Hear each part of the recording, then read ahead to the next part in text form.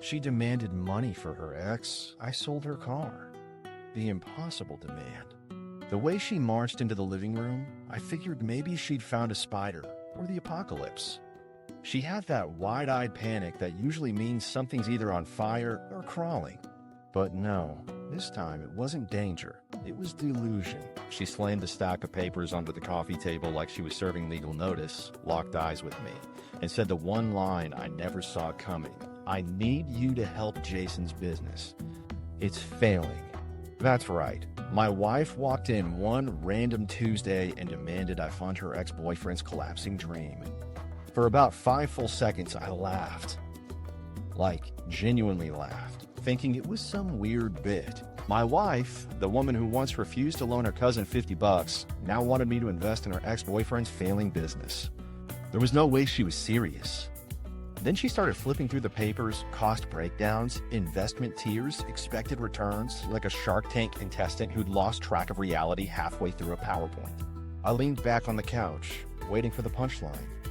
Surely this was about to pivot into some kind of charity idea or guilt trip about community support. But nope, she'd printed the whole thing. Look, she said, tapping a spreadsheet. He only needs $25,000 to finish development. And once the loans were paid, we'll have equity. Equity. She said it like it was a wedding vow. That's when it hit me. She wasn't joking. I studied her face, trying to find even a glimmer of irony, some sign she realized how absurd this sounded. Nothing. Just pure conviction.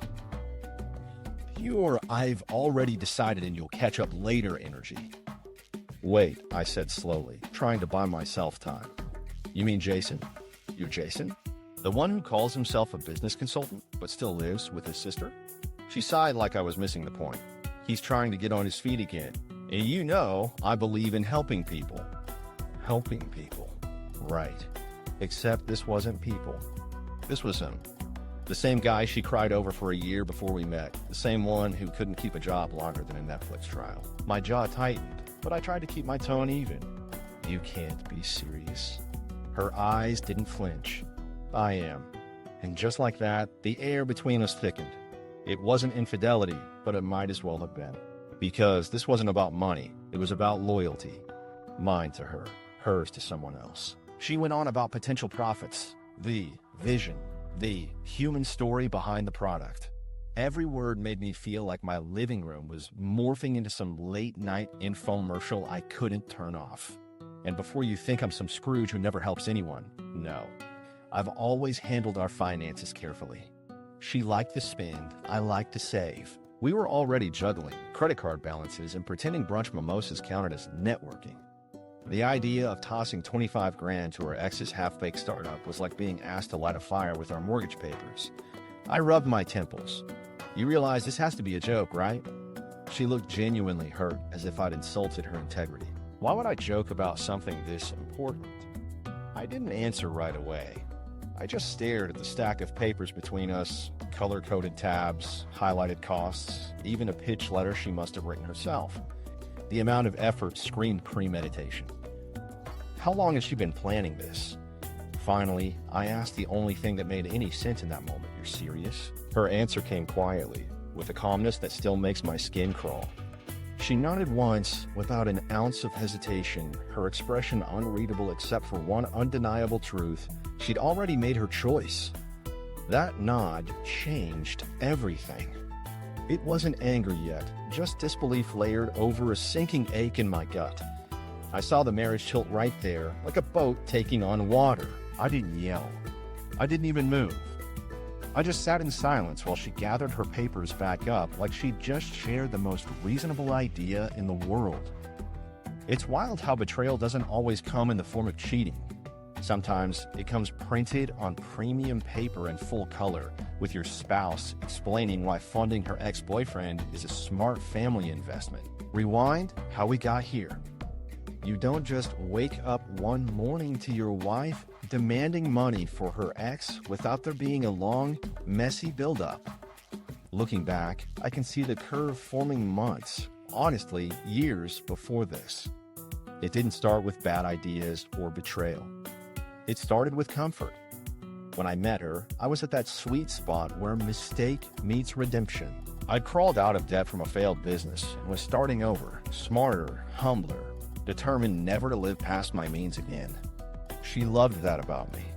She said it made her feel safe. Her exact word. She liked that I wasn't a gambler, that I budgeted, planned, and never missed a bill. Safety was romantic back then, but as time went on, safe slowly morphed into boring. At first, it was small things. She'd roll her eyes when I used coupons or compared prices. Then it became bigger stuff, vacations we couldn't afford, designer purses she insisted we deserved, dinners that ended with our card maxed out. I figured it was temporary, a phase. I told myself she was just finding her footing, that maybe being a little generous was good for both of us. But she wasn't after joy, she was after image. The shift I couldn't ignore came the year I bought her that car. It was supposed to be a gift, a celebration for finishing her degree and landing a job she loved. I went all in on it. The way she lit up picking the color, the trim, even naming it. Honestly, that might have been the happiest I'd ever seen her. It wasn't a car, it was her personality wrapped in chrome. And without realizing it, I just handed her the ultimate trophy, proof she'd made it. From there, something quietly changed. She started treating what we had like a resource to manage, not to share. The new outfit here, spontaneous spa weekend there, always confident I'd figure it out. I started feeling less like a partner and more like an accountant with emotions. Still, I chalked it up to stress. We were both tired, working hard, chasing stability. And then out of nowhere, her past walked right back in, wearing nostalgia as perfume. It started innocently, a mention of her ex, Jason, at dinner one night. I remember she laughed when she told me he'd finally found direction. I didn't think much of it until she said, he's starting his own business. The way her face softened when she said it, I should have known. She didn't talk about anyone else like that. At first, I shrugged it off. Exes fade into memory if the bond's truly gone. But Jason didn't fade. He lingered. I'd catch his name now and then, stories slipping into conversations, casual mentions that felt too casual. He just needs a little support, she'd say. You should admire his persistence. I wasn't jealous. I was puzzled.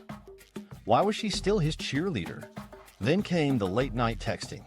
She said they were discussing advice for his pitch deck because he valued her opinion. I wanted to believe that. I did. But when the call started, not quick, casual ones, but long, private ones in another room, I stopped pretending I didn't feel the draft of something cold creeping in. I'd wake up at midnight to an empty bed and find her downstairs on the couch, whispering into her phone like she was afraid of waking someone who wasn't me. When I asked, she said it was business stuff, that he just needed guidance.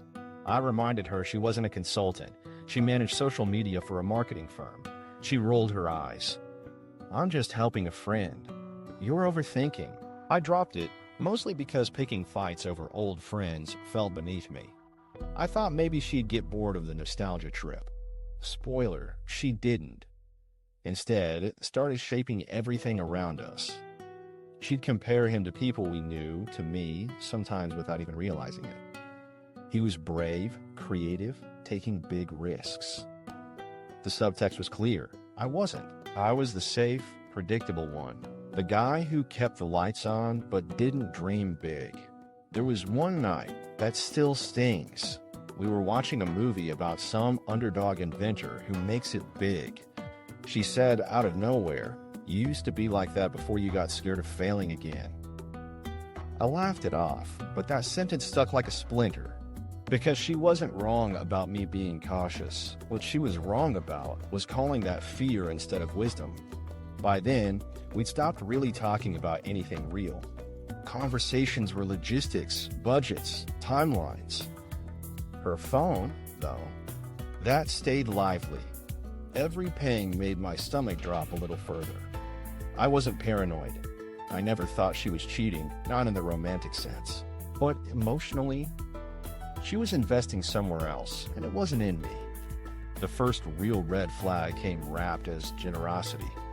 She mentioned one day that she'd sent a little something to help Jason get started. I assumed it was sentimental talk. Then, during a random budgeting check, I noticed money missing. Small chunks at first, then bigger ones. When I asked, she said it was for a shared opportunity. She smiled like we were partners in it, like we were part of some noble cause. I remember sitting there, looking at her pretty confident face, realizing she had no idea what loyalty meant to me anymore. What hurt wasn't the money. It was the ease with which she dismissed my concern. "You're acting like I gave it to a stranger," she said. Exactly, I thought. By that point, trust wasn't eroding, it was gone. I started keeping track of what left our account, noticing the timestamps. Every withdrawal seemed to coincide with one of her advice calls. It was all connected, and deep down, I think she knew I was catching on. She'd cover it with a soft tone and words, like, "You worry too much," or "Don't be so cynical." Manipulation wrapped in affection. And yet, I didn't explode. I didn't pack my bags. I just watched, waiting to see where it would lead. Part of me hoped it would fizzle out, but instead, it built pressure, as if she were waiting to make one grand request that would make her the hero in her own story.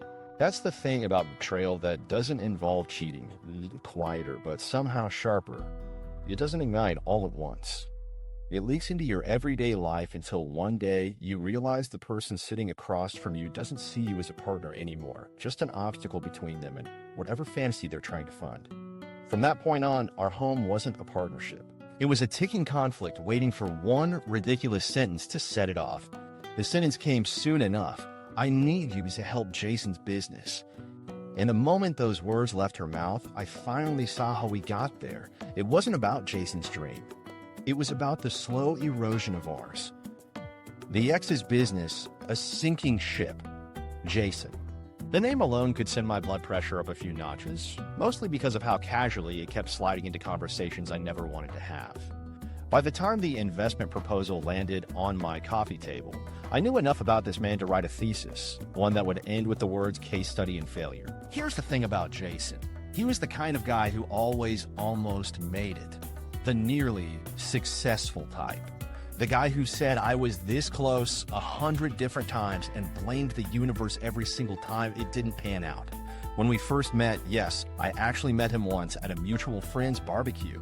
He was bragging about an app that lets you rent other people's parking spaces. I remember asking a few polite questions about logistics, and he immediately started talking like a mix between Steve Jobs and a motivational speaker.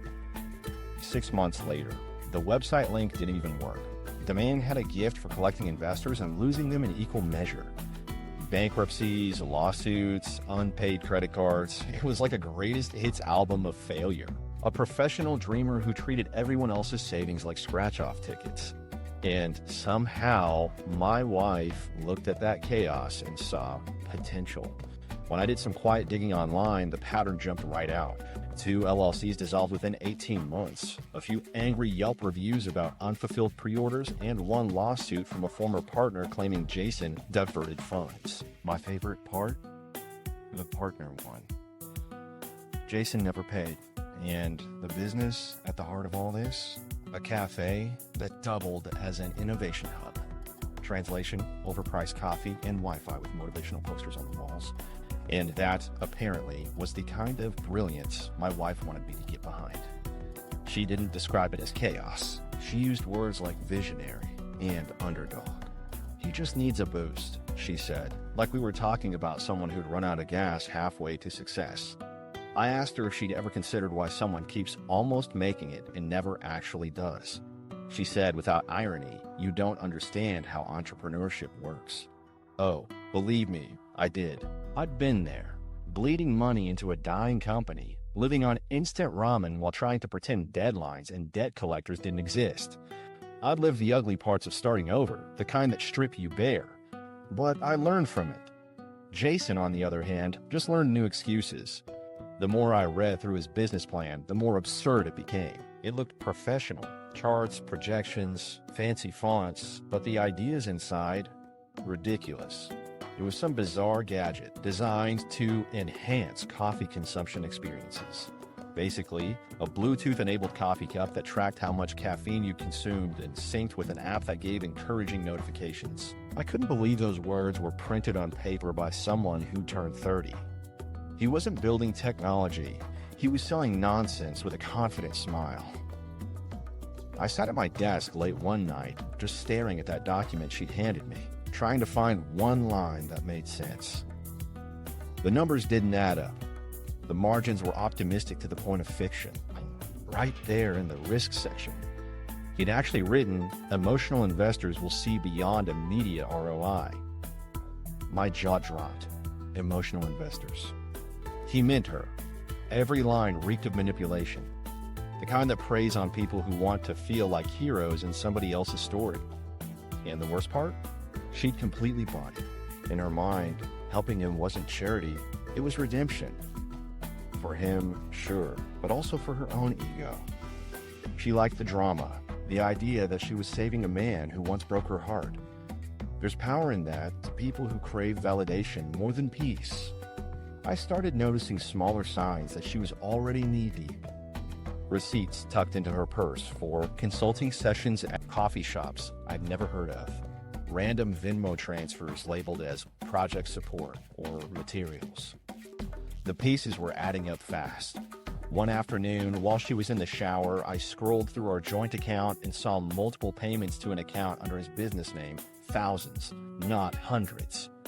My stomach turned. It was like discovering infidelity, except the affair was with a bank account. When she came out, wrapped in a towel, humming like nothing had happened, I just asked, "Hey, what's this payment for?" Instant defensiveness. "Why are you checking the account?" "I manage the bills," I said flatly. "Answer the question." She fiddled with her hair and said, "I told you, I'm helping him get started. It's an investment." Don't make it sound shady. I laughed. I couldn't help it. You gave your ex-boyfriend thousands of dollars for a Bluetooth coffee cup startup, and I'm making it sound shady? Her face hardened. He's not just my ex. He's a friend. And he actually has passion, something you've lost. There it was, the dagger disguised as observation. Passion. That word again. It wasn't about Jason's business. It was about nostalgia for who she used to be when she was with him. Idealistic, spontaneous, reckless. And I was the safe, boring anchor keeping her from floating back into that chaos. I didn't argue anymore. Arguing felt useless with someone living in a movie in her head. Instead, I took notes, mental and actual ones, because I knew this wasn't ending with a polite disagreement. There was a storm brewing, and her faith in Jason's fantasy was the thunder rolling in. Within a few weeks, she started calling it our project. "Once the prototype's done," she said one morning, sipping coffee ironically from the very mug that would soon symbolize our downfall, "you'll see it's worth it." I almost admired the delusion. Almost. What she didn't know was that I'd already called one of Jason's supposed suppliers. The number listed on his documents was a disconnected line. His website had placeholder text, literally lorem ipsum paragraphs, filling pages that should have had product descriptions. And the company address? A rented co-working space that offered free mail forwarding. The entire foundation was smoke and mirrors. One night, curiosity pushed me to check his social media. His posts were all hustle memes, inspirational quotes, and photos of him at coffee shops grinding. The comments section was flooded with hashtags like Dream Big and hashtag Rise and Brew, his product slogan. The man had branded failure as perseverance and somehow convinced my wife it was noble. By then, frustration had turned into something sharper, betrayal. Because it wasn't just that she believed in him, it was that she didn't believe me. I was the one holding our finances together. The one she came home to, the one she didn't trust with truth anymore. When I confronted her again, it wasn't even a fight at first. I just said calmly, "You're risking everything for someone who doesn't even have a functioning website." She shook her head, pitying me. "You've forgotten what it means to take chances." Isn't that sad? I looked at her, really looked, and realized I wasn't married to a partner anymore. I was married to an audience applauding someone else's performance. After that conversation, something in me solidified. No yelling, no drama, just quiet certainty. I started reviewing every account, documenting every transfer, all in neat order. Because if she wanted to merge our lives with Jason's fantasy world, she was going to discover what accountability felt like. And that's when I understood why this whole thing hurt as much as it did. It wasn't about the money or even Jason's ridiculous coffee gadget. It was about watching the person I built a life with trade loyalty for illusion. If she wanted to invest in a sinking ship, fine. But I was done going down with it. Ultimatum.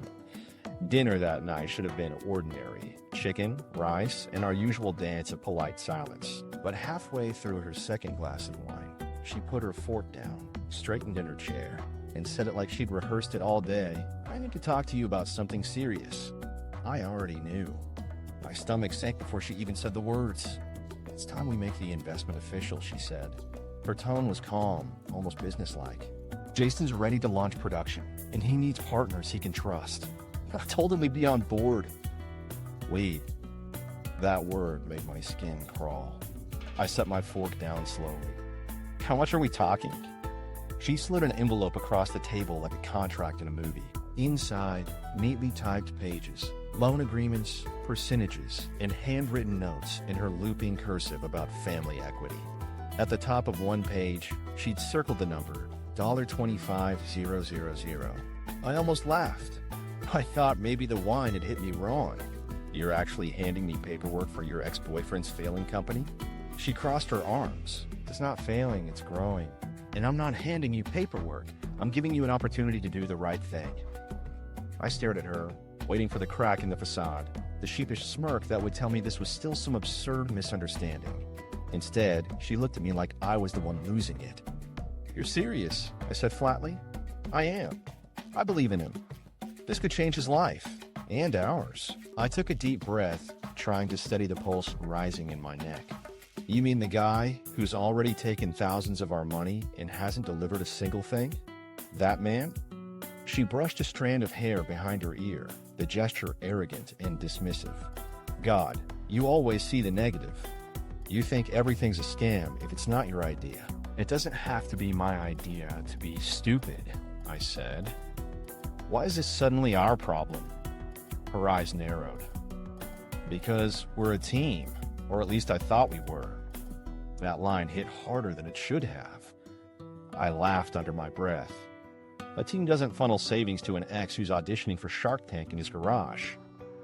"You don't understand loyalty," she snapped. "Money shouldn't matter between us." And there it was, the lifeline she always grabbed when logic cut too deep. Money shouldn't matter. Easy to say when she wasn't the one keeping track of balances to stay afloat. "Loyalty," I repeated. "To who?" "Because it doesn't sound like you mean me."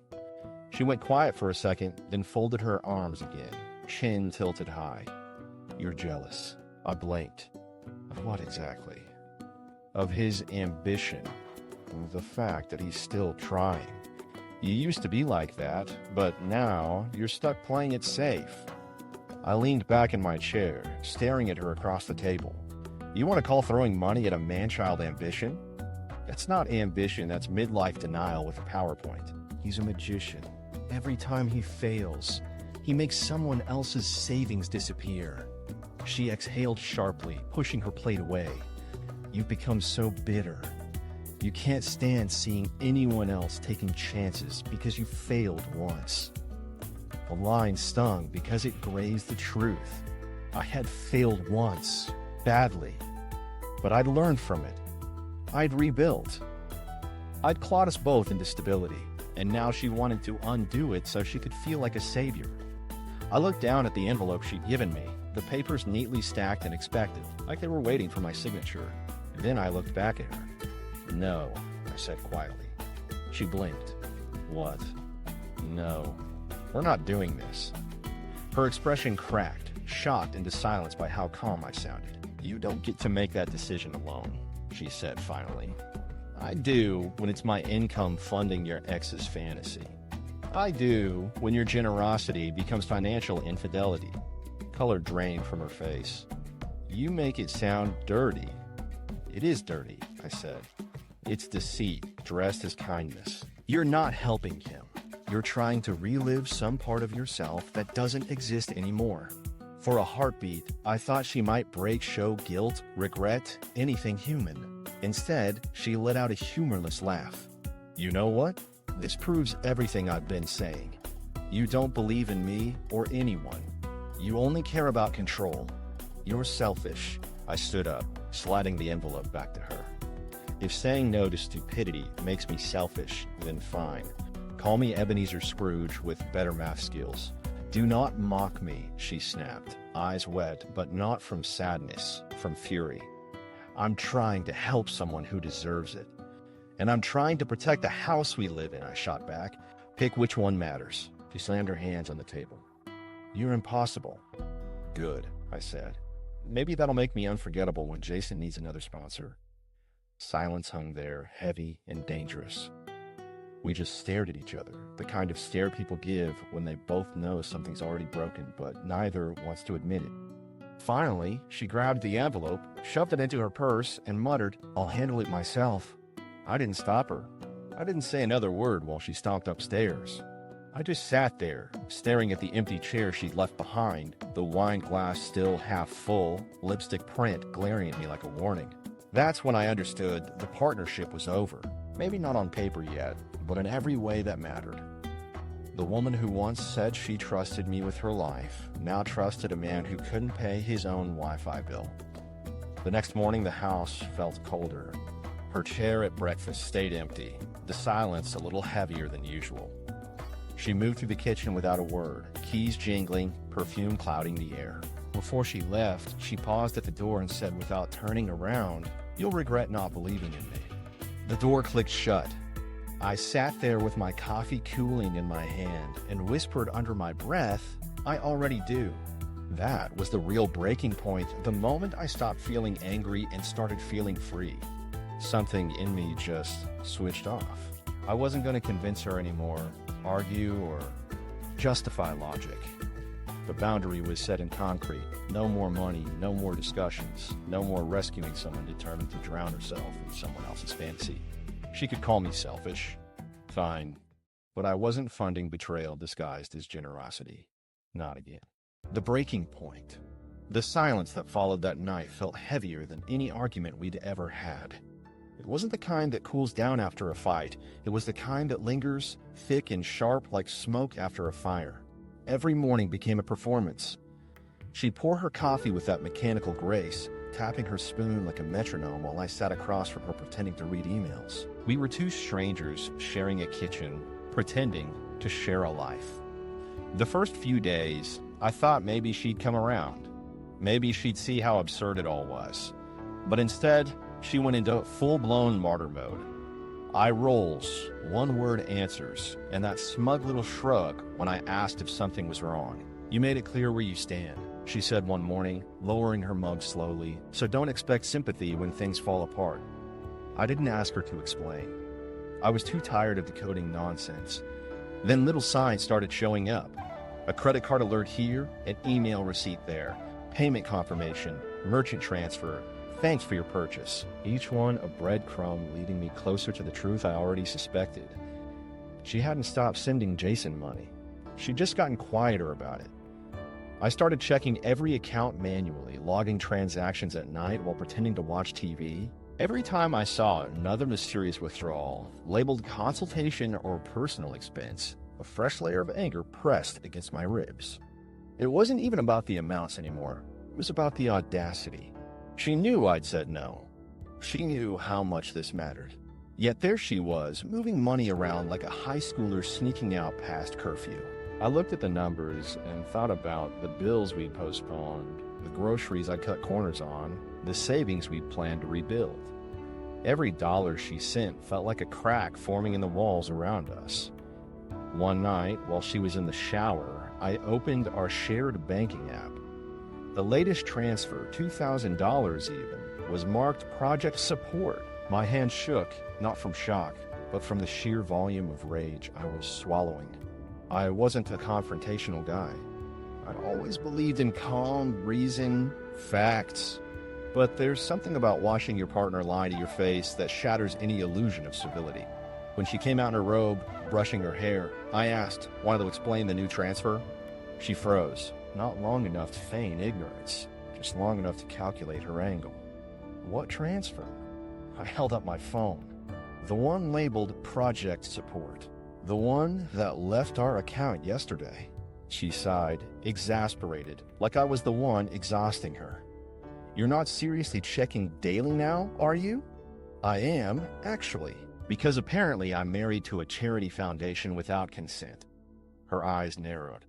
It's our money. That's when something broke. The calm, the patience, the fragile layer of civility we danced around for weeks. No, I said slowly, every word deliberate. It's the money I earn that we agreed to manage together. Agreements you clearly think don't apply to you if they interfere with your hero complex. That hit. Her expression twisted, not guilt, but offense. Wow, you really think so little of me. I think a lot of you, I said, voice low. That's why I married you. But lately, you've been doing everything possible to make me regret it. She crossed her arms like a judge passing a sentence. This is why people leave, because no one believes in them. Jason's trying. He's putting himself out there, on my dime. I snapped. Do you hear yourself? You're defending the guy you used to date for stealing our money. She flinched, but didn't back down. He didn't steal it. I gave it willingly. If you had an ounce of compassion, compassion has a budget, I cut in. So does marriage. And you've overdrawn on both. Her face reddened, eyes glossy now, but still defiant. You always have to be right. You always have to control everything. I laughed, bitter and quiet. Right? No. Just not stupid. And control? You handed that off the second you made him our third bank account. Control. That word again, her favorite weapon. I'm not trying to control you, I said. I'm trying to stop you from financially chain, linking us to a con artist who couldn't manage a checking balance if it came with an instruction manual. Don't call him that, she yelled. And just like that, the truth slipped out in her tone. She wasn't defending fairness, she was defending him. The silence that followed was worse than the shouting. It was that kind of dead air where two people realize something irreversible has just been said. She turned away first, muttering under her breath, You've changed. Maybe I had. Maybe the man who once bent over backward to keep peace was finally tired of folding. I walked upstairs, closed the door, and sat on the edge of the bed, the faint sound of her angry pacing echoing through the floorboards. The next few days were colder than winter. No good mornings, no kisses, not even the sarcastic ones. She cooked for herself, left dishes in the sink like small rebellions. I didn't chase her. I just started quietly preparing, checking every account, moving my direct deposits into a separate one under my name, reviewing what assets were legally mine. That's when I stumbled across something that made my stomach twist. The car, her car, the gleaming status symbol she worshipped was fully titled under my name. I'd paid every installment. I'd handled the insurance. She always called it my car, but legally, it wasn't. I realized that night just how much leverage she'd overlooked in her arrogance. The clarity came in small waves. First, the recognition that no talk or therapy session was salvaging this mess. Then, the understanding that the only language she respected was consequence. She kept pretending actions didn't have them. Maybe it was time she learned the difference. I stopped expecting her to apologize. I stopped expecting anything, honestly. We existed under one roof, like bad actors forced to share a stage. She'd hum around the house like nothing was wrong, even gloat sometimes. Jason's business is picking up momentum, she'd say breezily while scrolling her phone. He just signed 2 new investors. She said it like it was my loss, not hers. I wanted to laugh. I wanted to ask how these investors planned to profit from a Bluetooth coffee cup that didn't exist.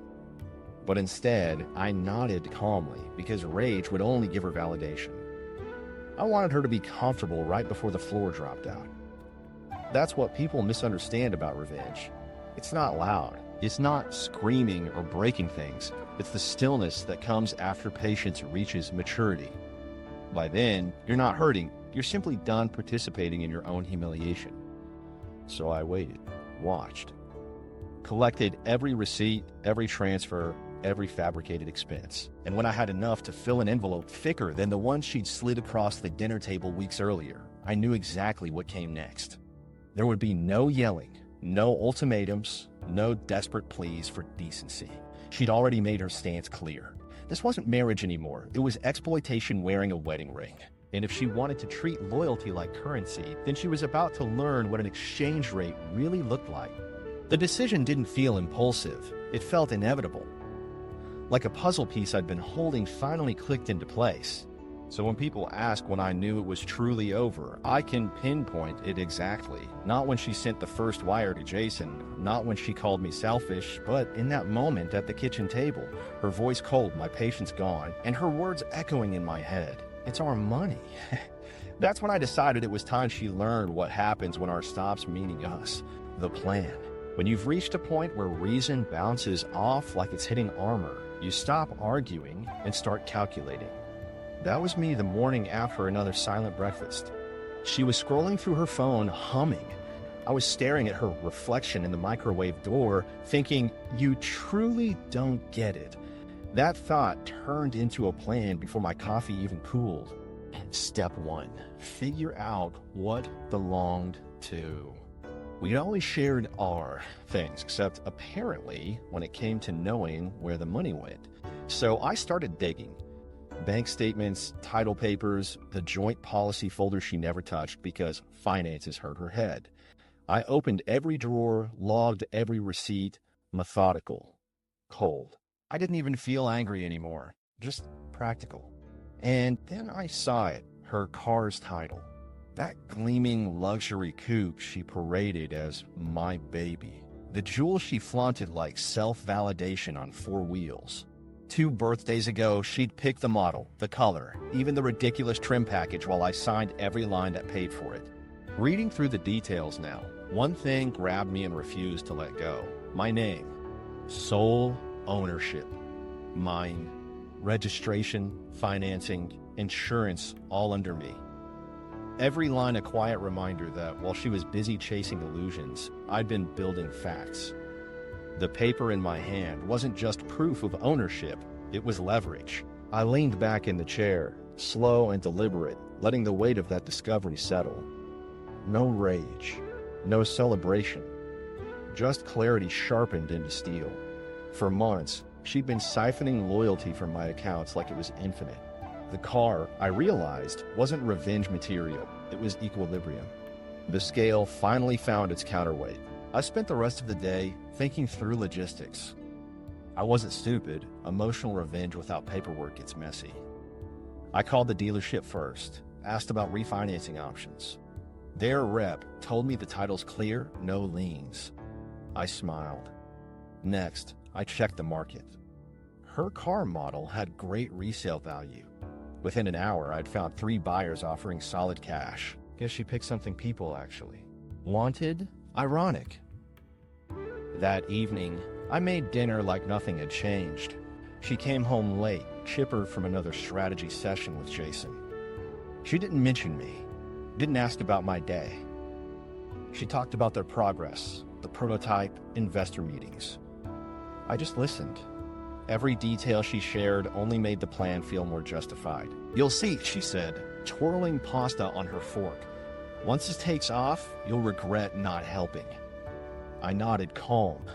Maybe. It's incredible how easy lying becomes when the truth's too big to share. Inside, I wasn't angry at all. I was settled, even peaceful. I'd stopped trying to preserve something that no longer valued truth. That night, she showered, FaceTimed Jason in the bedroom, then fell asleep smiling faintly. I stared at the phone screen fading to black, knowing this would be the last night she'd sleep, believing nothing could touch her comfort. Around midnight, I sat at the kitchen table, laptop open, clicking through messages from interested buyers. One local dealer offered immediate pickup, cash on the spot. No delays, no questions. I scheduled it for morning. My hands didn't shake. My heart didn't race. It was the calmest I'd been in months. Before bed, I walked past the garage. The car sat there, gleaming under dim light, polished like a shrine. Every curve, every line, an emblem of how far off track we'd gone. It wasn't just metal, it was the physical proof of imbalance. And tomorrow, it'd be gone. Morning came quietly. She left early for her meeting, humming again. Same perfume, same routine. She didn't look back when she walked out the door. I sipped coffee until her car's taillights vanished, then went to work. Cleared personal items from the glove compartment, sunglasses, perfume, gum wrappers, a photo of us from a happier vacation. The irony wasn't lost on me. We looked young, unbroken. I tucked it into my pocket, not sentimentally, just as evidence of where we'd both gone wrong. The buyer arrived right on time. Straightforward guy, mid-30s, clipboard in hand.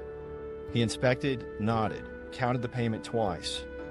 I handed over both keys, signed the paperwork, and watched him drive off. The sound of that engine fading down our street felt lighter than I expected. Not relief exactly, more like exhalation after holding back truth too long. I transferred part of the sale money immediately into a private account, then calculated how much had vanished from ours since her project started. The numbers almost matched perfectly. It wasn't poetic, it was mathematical closure. By lunchtime, she texted, "Hey, my car isn't in the garage. Did you take it for service?" I stared at the message for a full minute before replying, "No." Sold. 3 minutes later came the explosion, missed calls, text in caps, paragraphs alternating between fury and guilt. The words blurred. How could you? "That's my car." "You're insane." "I'm calling my lawyer." I let them pile up before sending only one message back. "I recouped the losses you gave your ex. We're even." Then I silenced the phone. For the first time in months, I cooked lunch for myself, set the plate down in total quiet. The room wasn't heavy anymore. It was clean.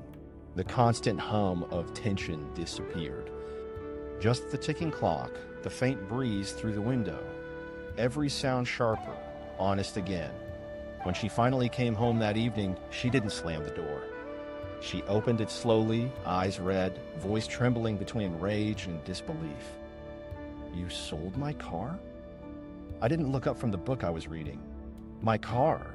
Remember whose name's on the papers?" "That's pathetic," she spat. "You're pathetic. How could you do that to me?" I met her eyes, calm. "I didn't do it to you. I did it because of you. I hope you're proud," she snapped. Not proud. Just done.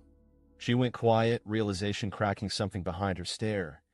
Maybe it was the first time she understood consequences weren't theoretical. She turned away, muttering something about betrayal, but it sounded smaller now, like she was trying to convince herself. I let her rage in silence. The car had always been her favorite mirror. Now she'd have to face the reflection without its gloss. I wasn't celebrating. I wasn't dancing. I was just free. That night, I transferred the rest of the sale balance into savings under my name, wrote a short note listing every transfer she'd made to Jason, printed receipts, stapled them neatly. Not revenge, documentation, facts. Before heading to bed, I whispered to the empty garage, lesson delivered. I slept better than I had in months.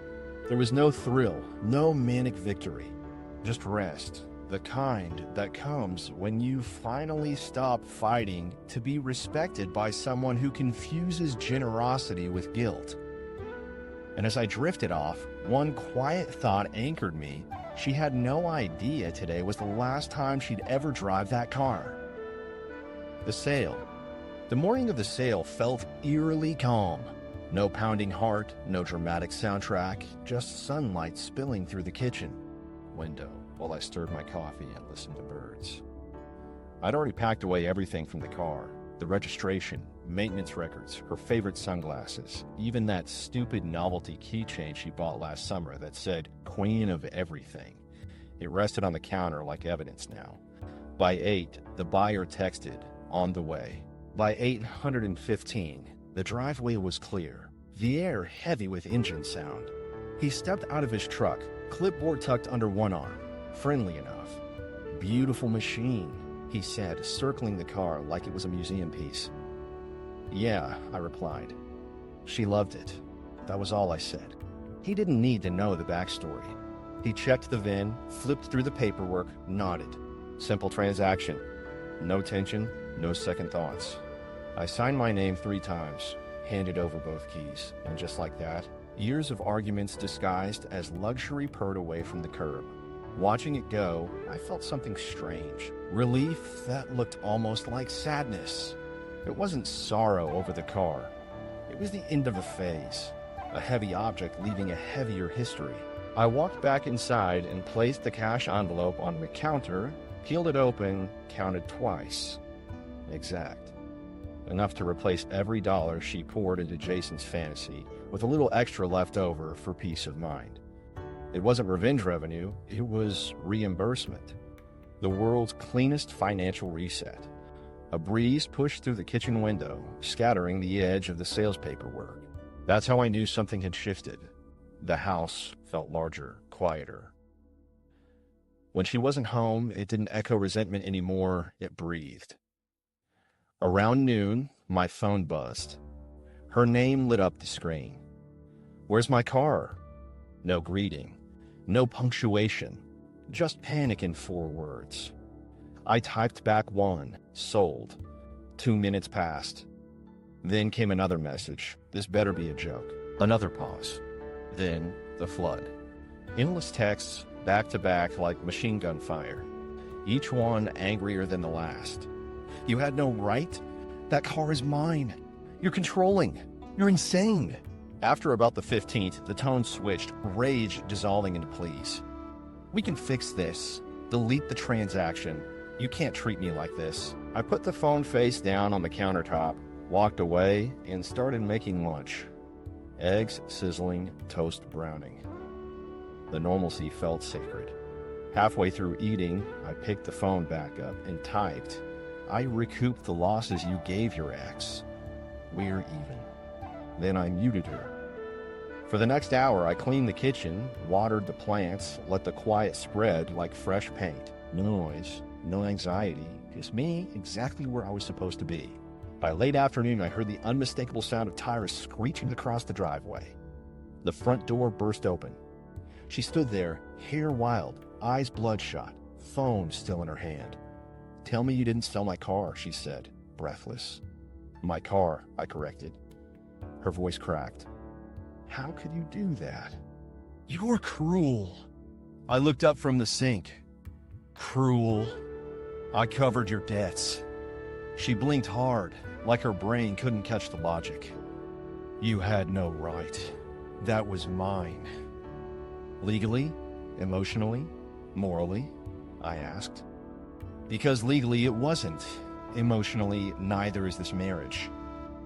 And morally, I shrugged. You tried to donate our future to your ex's lost cause. Her mouth opened, closed, opened again. You're disgusting. Maybe. But I'm solvent. She gasped, tears spilling now, anger tangled in disbelief. You think this makes you the hero? No. It makes me done playing the fool. Then she said something that sealed it all. You've embarrassed me. I turned off the faucet, dried my hands. No. You embarrassed yourself the moment you made me your financing plan. She didn't have a response. She just stood there, shaking, alternating between fury and panic. It's a strange thing to watch someone realize their safety net was never really theirs. She stormed upstairs, slammed doors, stomped through closets like noise could undo my decision. Every sound was a tantrum wrapped in heels. Meanwhile, I sat at the table and filled out a single sheet of paper, summary of sale, amount received, remaining balance. Precise, rational, documented. That paper symbolized something she hadn't provided in months, accountability. Through the wall, her voice drifted out on a phone call, all desperation and half-truths. He sold my property without notice. It's abuse. The word abuse stung, but not because it was true, because she'd weaponized it to protect her vanity. I let her talk. Eventually, her voice cracked, the tone shifting from outrage to reality. She came downstairs later, quieter this time, mascara smudged. "I could run to my mother's, she said evenly, trying to recover dignity. "You should," I replied, without bitterness. "Pack light." She stared at me, searching for guilt or hesitation. None found. "You really think this fixes anything?" "It doesn't need to," I said. "It ends it." There was no shouting after that, just the sound of zipper pulls and drawers closing upstairs. I didn't follow. I made tea, sat by the window, watched as daylight dimmed into early evening. When she finally walked past me with her suitcase, she paused by the door, gave me one last look that said everything words couldn't. "You'll regret this," she whispered. "I already regret letting it get this far," I said. The door closed softly. The house didn't feel haunted anymore. It was just mine again, breathing evenly for the first time in years. An hour later, I went out to the garage. The empty space where her car once sat glowed under the fluorescent light. I could still smell the blend of her perfume and leather conditioner. But instead of guilt, I felt stillness, the kind that follows truth finally being acknowledged. I leaned against the doorway and said quietly, "That's paid in full." Then I turned off the light. I didn't dance or pour a drink. I didn't text friends to brag or post anything cryptic online. I just existed in that steady quiet, letting it rebuild me. Freedom doesn't burst open, it unfolds. That night, before bed, I reviewed the bank app again. The numbers balanced perfectly. No secret withdrawals, no unexplained notes. Just order.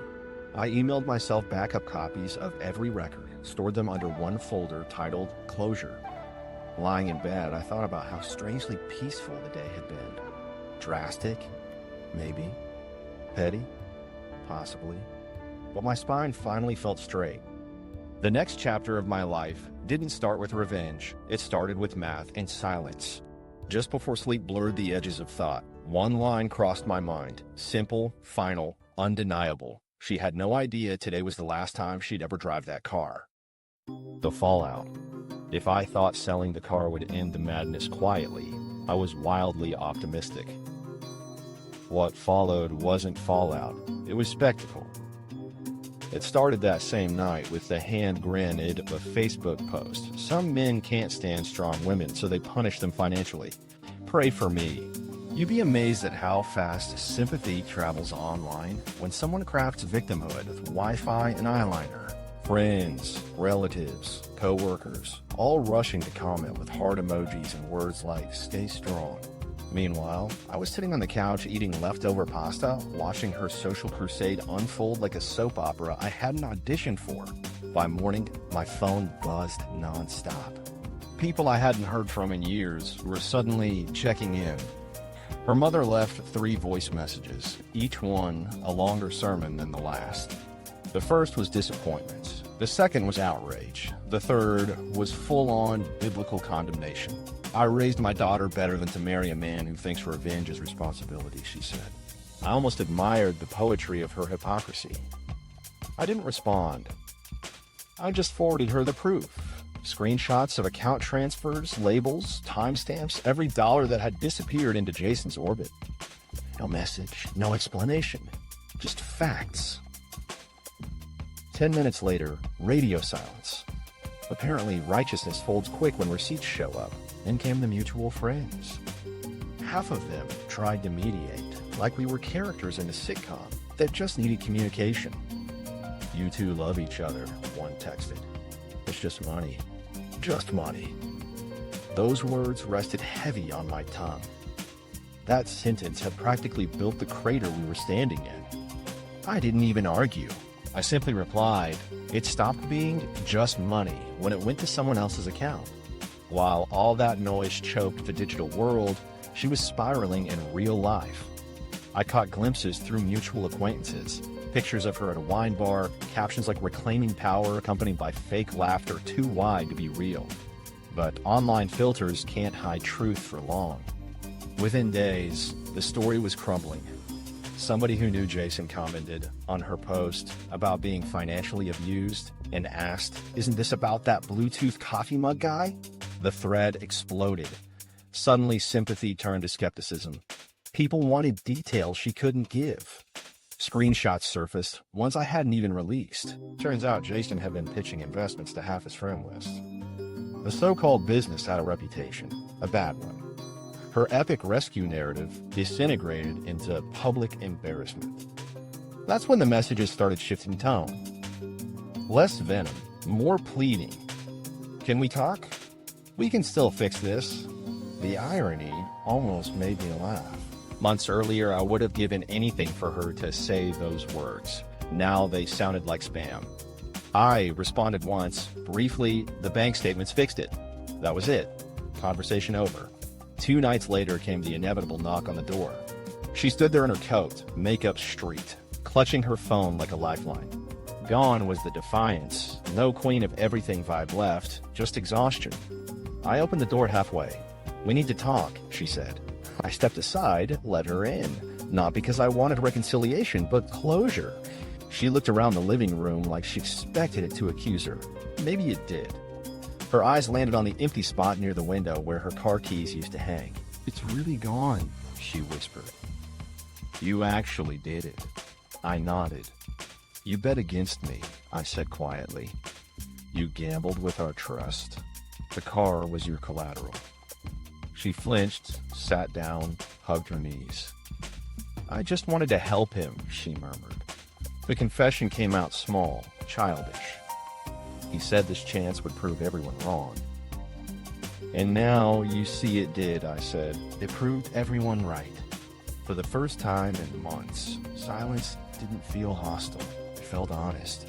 She tried to salvage something. I can pay you back, she said quickly, voice shaking. Maybe not all at once, but I cut her off. It's not about money anymore. It's about pattern. That word hung between us like truth's echo. Pattern. She looked down, nodded faintly, as if finally realizing the mess wasn't spontaneous, it was repetition.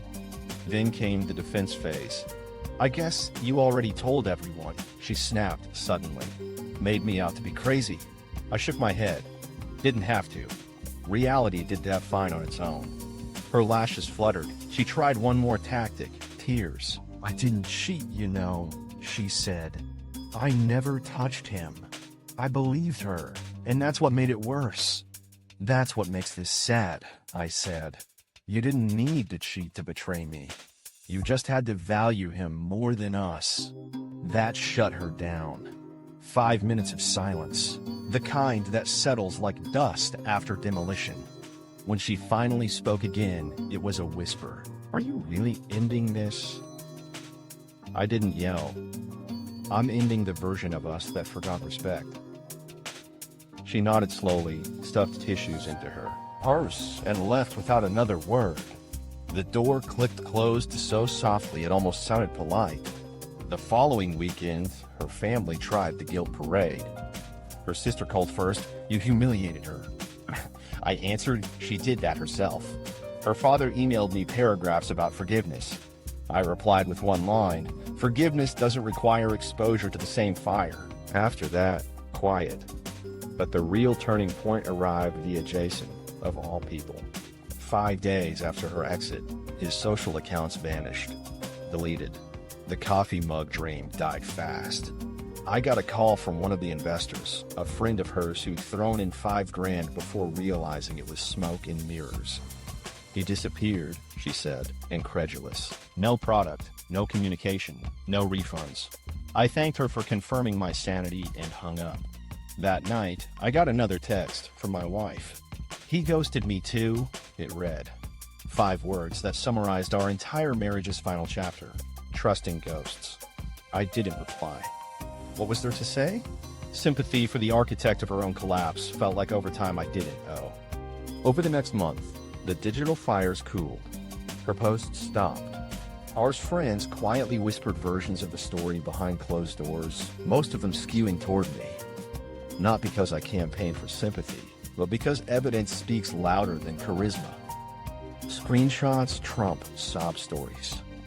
She tried a few more half-hearted outreach attempts. Emails about joint accounts, reminders that our streaming services were still linked. Then one night, I got a notification from the bank. New password set by me. Host can no longer access anything. That single step felt bigger than the car sale. Financial autonomy equals emotional closure. Paperwork followed naturally. I filed for separation, signed forms I'd already mentally signed months before. She didn't contest much. Maybe she knew fighting would only drag more truth into daylight. The lawyer called it amicable. I called it over. Oddly, the most emotional moment came days later when I found one of her earrings under the couch, tiny, gold, forgotten. I held it for a second, laughed softly, then dropped it into the trash. Not anger, just finality. Friends asked if I felt vindicated. Not exactly, I told them, just lighter. Because that's what real endings feel like. Not fireworks, not gloating tweets, just air where weight used to be. What I didn't expect was peace, the absence of checking accounts every night, the quiet mornings where coffee tasted like actual coffee again. The house stopped echoing tension. Bills lined up neatly, autopay clicked back into place, and sleep came easy.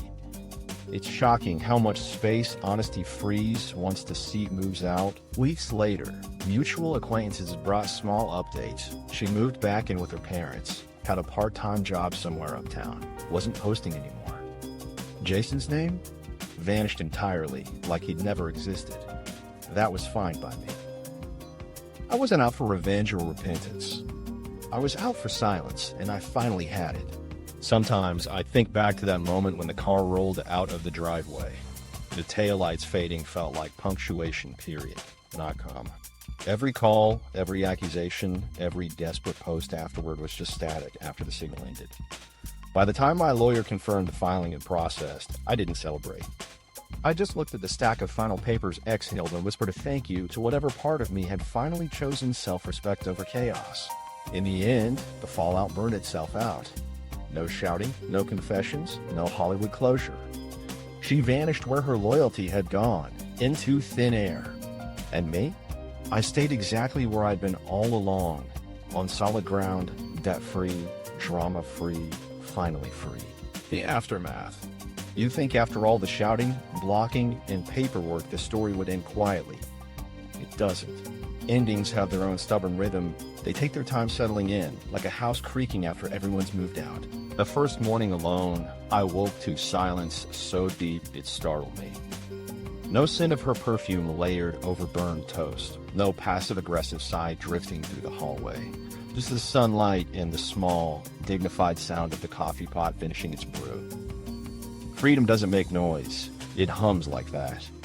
I didn't plan introspection. It just started narrating itself. I sat with my coffee and thought about how every argument had circled back to the same illusion, that generosity could fix detachment. She called it kindness. I called it leakage. Same debit, different vocabulary.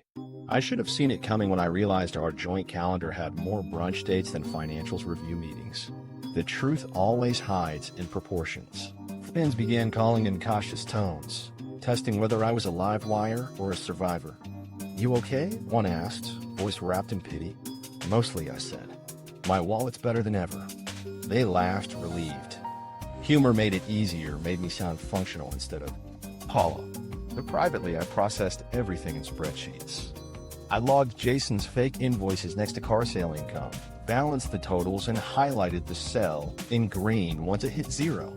Debt canceled, affection refunded. It still amazes me how redemption fits inside an Excel column. Word traveled fast. Mutual friends revealed that even after the social media implosion, she'd been bragging about saving her ex's dream. Apparently, she told people the sale was just my control issue. When the company imploded, no investors, no product, just an empty website, she conveniently stopped talking. Defeat silenced her louder than any argument ever could. The first time I bumped into one of her old friends in the grocery store, they looked at me like a ghost. "You look calm," she said, maybe expecting bitterness. "Yeah," I replied. "Turns out peace was cheaper than marriage." We laughed, but underneath the joke sat relief deeper than humor could cover. I didn't need vindication, I needed quiet. And that's what I finally had. Nights were strange at first. The side of the bed she used to occupy felt like an unclaimed seat in a theater. I'd roll over and instinctively reach for a present that wasn't there. Then remember absence counts as closure too. Some evenings I'd drive past places we used to haunt, restaurants, the gym she joined for 3 weeks, that dealership where she posed beside the car for 20 photos. The lights in those places kept shining, uncomplicated, not knowing they starred in someone else's cautionary tale. One afternoon, I walked downtown and passed a luxury car lot. Rows of gleaming machines lined up under fluorescent lights, all polish and promise. I stopped for a second, expecting jealousy or nostalgia. Nothing. Just the faint smell of tires and wax. I realized right then that the symbol had changed. A car wasn't freedom anymore. It was noise. And I was done buying noise. Life trimmed its edges quickly. No more surprise bills, no mystery transfers titled project support. The house returned to honest math, income, expenses, balance. Even groceries felt different. No guilt purchases, no stress about whether coffee beans were ethically entrepreneurial. My fridge had space again, literal and emotional. You never notice how much clutter affection collects until it's hauled away with the rest of the debris. A few weeks later, she texted, "Just one line. Can we talk face to face?" I stared at it till it lost meaning. Then I typed, "Talk to the lawyer." Not cruel, efficient. Boundaries written in plain English. 30 seconds later, I archived the thread. The absence of reply felt like applause. Slowly, humor returned the way spring sneaks up after an endless gray winter. Every inconvenience became lighter because it wasn't attached to accusation. The washing machine broke. I fixed it without commentary in my ear about wasting time. I dropped sauce on my shirt and laughed instead of expecting ridicule. Independence looks small from the outside, but feels enormous when you've lived under judgment. My therapist, yes, I finally found one after all of that, called it post-chaos equilibrium. She said even good peace feels foreign at first, like calm vertigo. You'll catch yourself waiting for crisis, she warned. She wasn't wrong. Every time my phone buzzed, muscle memory whispered her again. It never was. Mostly bank alerts confirming deposits.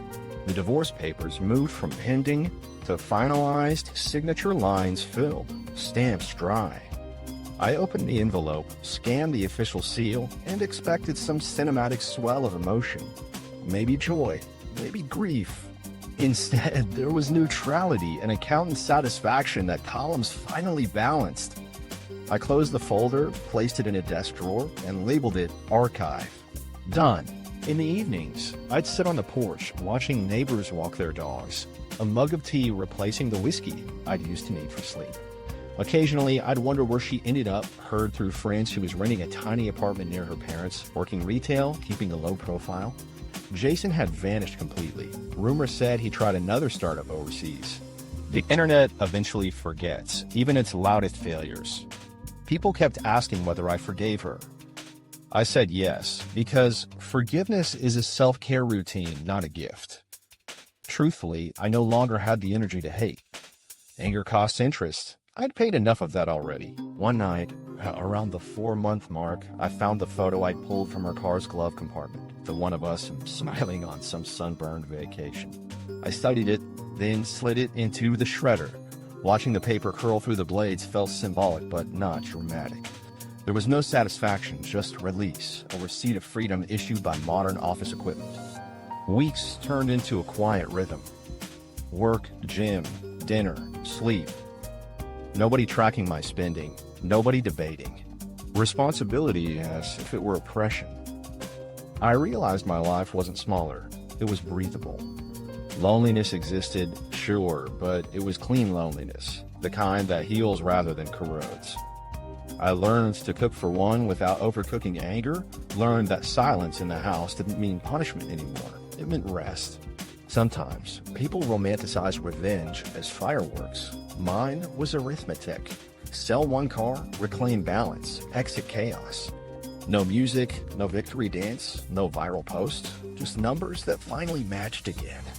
The older I get, the more I think closure might just be peace wearing practical shoes. By the time spring rolled around, I caught myself humming while folding laundry, a sound I'd written off during those last years of tension.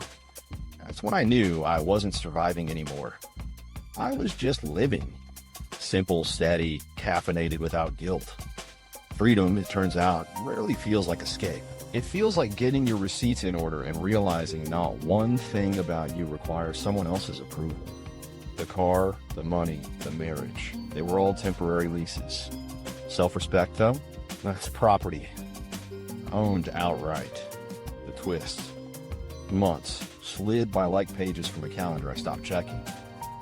Life had settled into something I hadn't felt in years, predictable. Coffee in the same mug, quiet mornings, peace that didn't need to earn its keep. I thought the story had reached credits long ago, but one random Thursday afternoon, my phone buzzed with a name I hadn't seen since the whole circus ended. Jason. At first, I assumed it was spam. Could have been a new number or recycled by the carrier. But the preview on the lock screen read, "Hey man, long time. Need to run something by you." My breath caught somewhere between disbelief and amusement. It wasn't possible, right? Curiosity won anyway. I opened the message. He'd written a novel.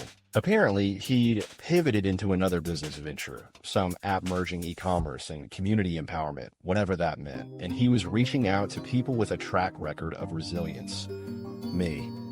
Of all the people in the world, the man who'd siphoned my marriage dry through charisma and delusion now wanted me to join him as partner. I stared at the screen so long my coffee went cold.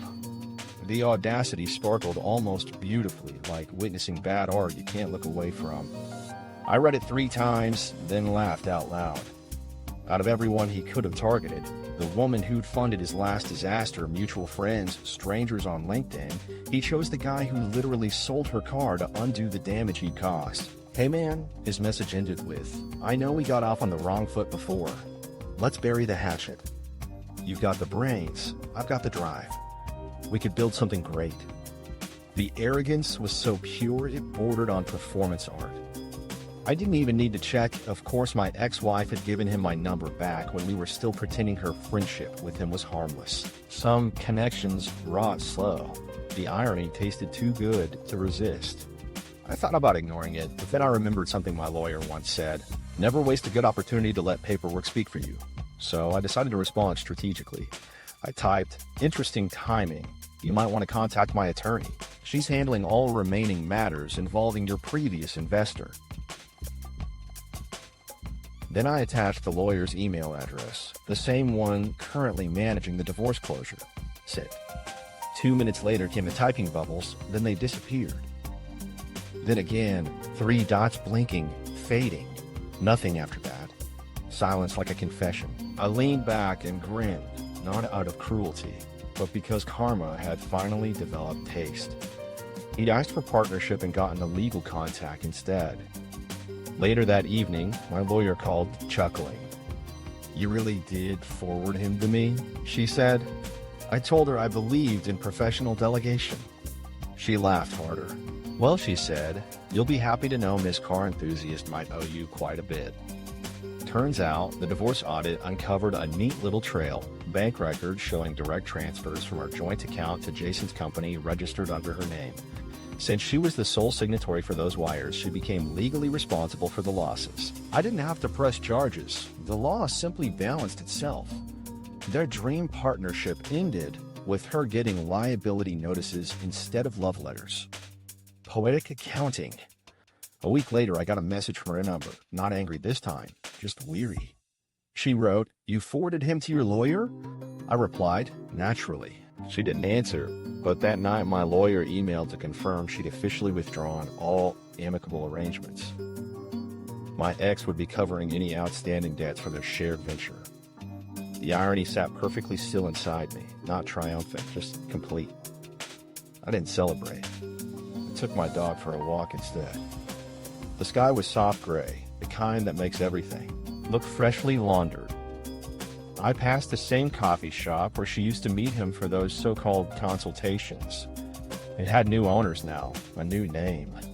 The sign no longer screamed brand slogans, it just said open, simple, honest, progress without pretense. Somewhere between the crosswalk and the smell of roasted beans, the entire saga folded neatly in my mind. All the noise, the accusations, the heartbreak, it condensed into one clean thought: actions recycle themselves. The same desperation that once made her fund him now made him reach for me. They were both addicted to chance, allergic to consequence. That night, I sat at my desk and reread his first message again, almost affectionately. "You've got the brains, I've got the drive." The line struck me differently now. He wasn't wrong. I did have the brains. Enough to let him drive himself straight into his next crater without me in the passenger seat. Out of curiosity, I searched his name online again. A shiny new website had launched, a generic landing page promising innovation but offering no product. Deja vu in HTML format. Beneath the logo sat a quote: "Dreamers aren't reckless, they're untamed realists." I laughed so hard I almost spilled my tea. Some people really never learn. I closed the laptop and looked around my apartment. Everything was quiet, organized, warm. The plants by the window thrived. Bills were auto-paid, no hidden leaks. My world had shrunk in the best way possible. No drama, just space. Then I opened my notebook, scribbled one line under today's date. Sometimes revenge isn't burning bridges, it's selling the car parked on them. I didn't plan to post it anywhere. It was just truth taking a victory lap. Lately, friends keep telling me I should turn the story into a book. People would love it, they say. Maybe they would, but that's not why I do it. I'd write it as a reminder to myself and anyone listening that boundaries are the real inheritance in any breakup. Objects come and go, but self-respect appreciates. A month after Jason's message, final closure arrived neatly in an envelope.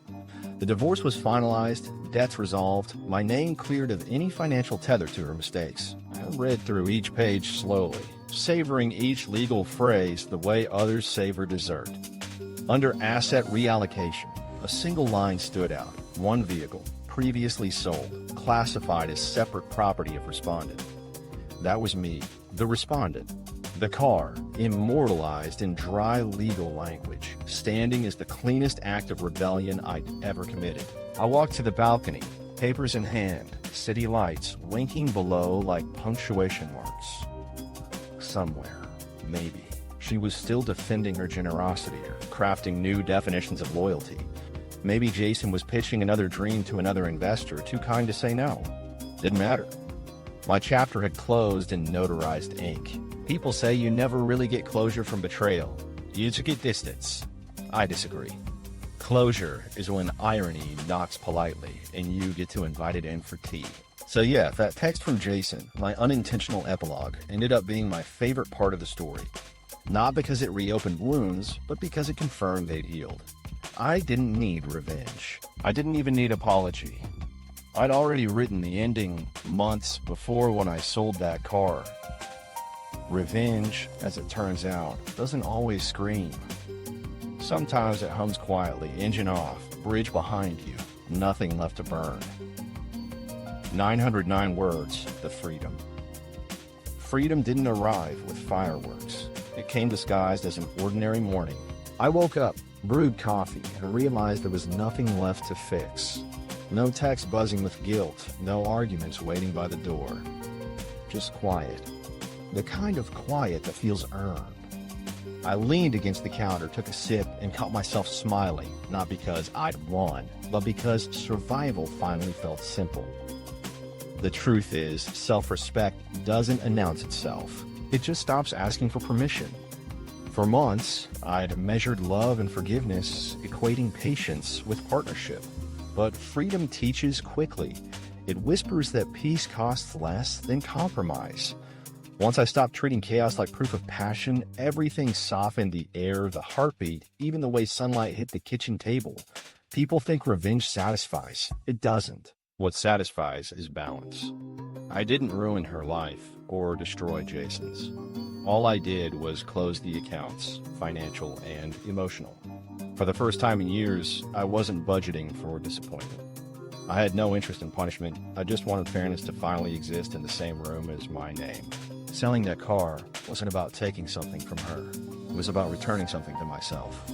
Boundaries, recognition, control in the healthiest sense, the kind that doesn't dominate, just defines. The car had been her trophy, but it was my turning point. In the end, it represented everything we'd lost: respect, stability, and the ability to tell need from greed. I caught myself one night staring at that empty corner of the garage through the window. The absence glowed like a clean scar. The space wasn't vacant, it was reclaimed. It reminded me that love without respect is just expensive charity, a transaction dressed up as devotion. And I'd finally stopped donating. Friends kept asking for updates, waiting for some cinematic finale. They wanted tears, confessions, maybe even regret from her side. I told them, there's nothing to update. Peace is boring, and that's the best part. Boring is underrated. Boring means consistent, paid on time, met halfway. Boring means genuine. Now, when people mention her name, I don't tense up. There's no bitterness left to manage, no sarcastic laughter to hide exhaustion, just a faint gratitude, because every disaster that leaves you standing teaches proportion. I used to think love was about merging everything: finances, dreams, futures.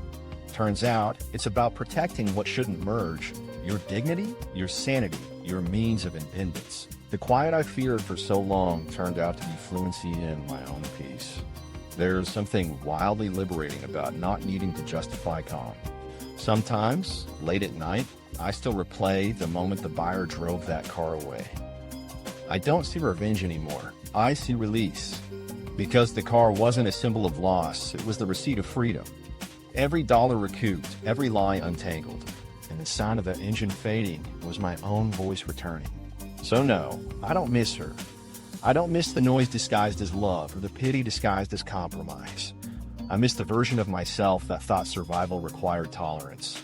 But I got to meet someone better on the other side, the version that values silence over spectacle. The car was just metal, but selling it meant peace. Not revenge, not pride, peace. And if you've ever been told to bankroll someone else's bad decision in the name of love, you'll understand this deeper than I can explain. So tell me, what was your moment? The line you drew that finally stayed drawn?